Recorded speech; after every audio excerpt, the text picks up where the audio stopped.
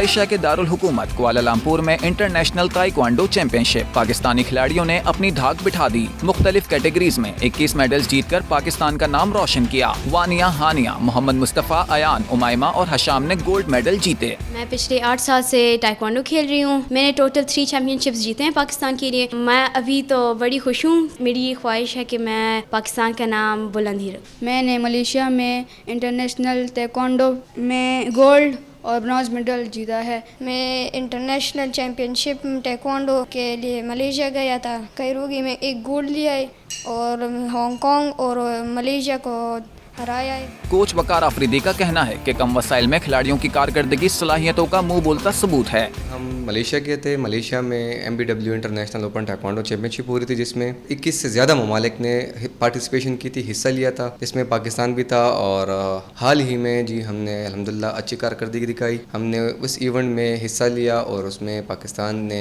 7 gold medal, 6 silver medal और 8 bronze medal हासिल किए। इमरान खान, वकार आफरीदी ने ब्रॉन्ज, अहमद सिल्वर मेडल जीतने में कामयाब हुए।